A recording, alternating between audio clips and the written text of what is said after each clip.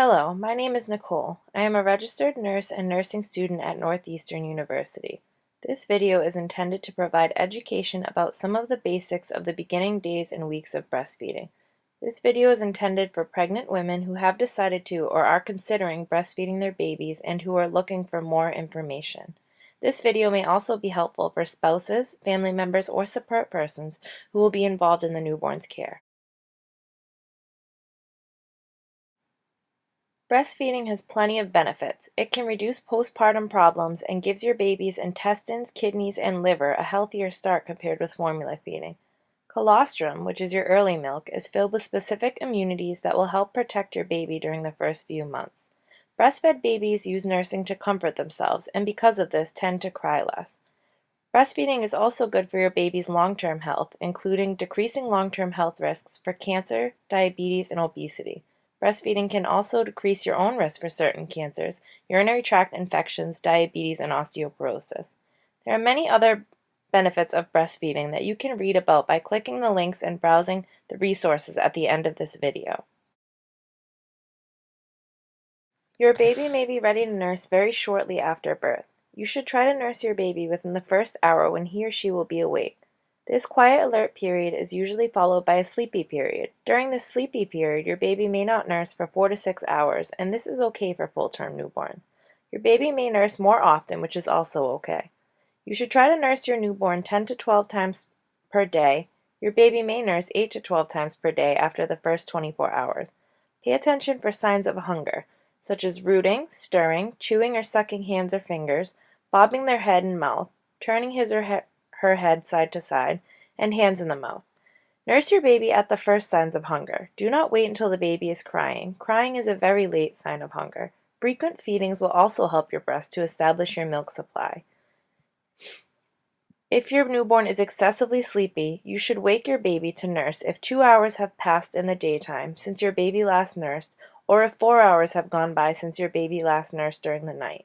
Your baby may need to nurse more frequently. Normal newborns may lose up to 7% of their birth weight in the first week. After your milk comes in, your baby will start gaining about 6 ounces per week.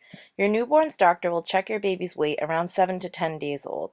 Your baby should have 1 wet diaper and 1 dirty diaper for each day of life. So this means on day 1, your baby should have 1 wet and 1 dirty diaper. On day 2, your baby will have 2 dirty and 2 wet diapers.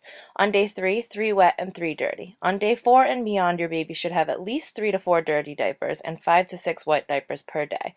Your baby may have a dirty diaper every time they nurse, or even more often, which is also normal. Normal stool for a breastfed baby is soft, maybe runny, and maybe seedy.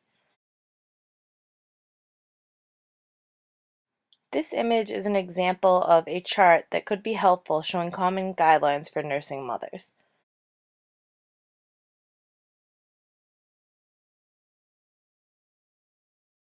Find a position that is comfortable for both you and baby. Both you and your baby must be comfortable to be able to nurse effectively. There are several breastfeeding positions that can be used, including the cradle hold, side holding, lying down, the cross cradle hold, and the football or clutch position. Try each position to see what is most comfortable for you and your baby. You should support your breast using the C hold or the U hold. The C hold is best used with the football or clutch positions, and the U hold is best used with the cradle or cross cradle positions. Be sure to support your breast comfortably. You should allow your infant enough room to get a full mouthful of tissue, so avoid placing your hand close to the nipple. Try to focus on supporting the breast to make it firmer and easier for the baby to latch on.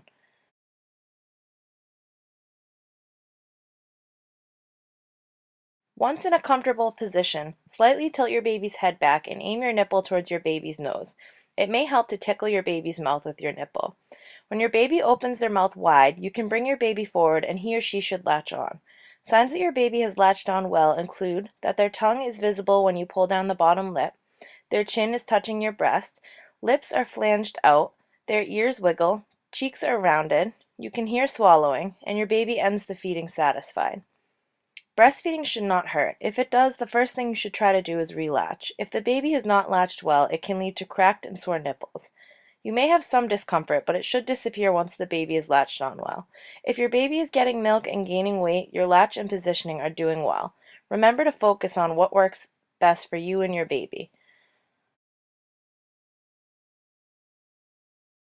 Click the link above if you would like to view videos on latching.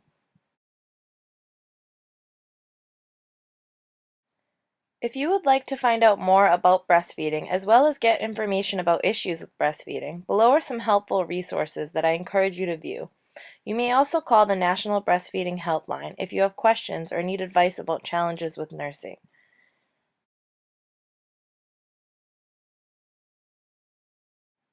The material in this video was created using the following resources.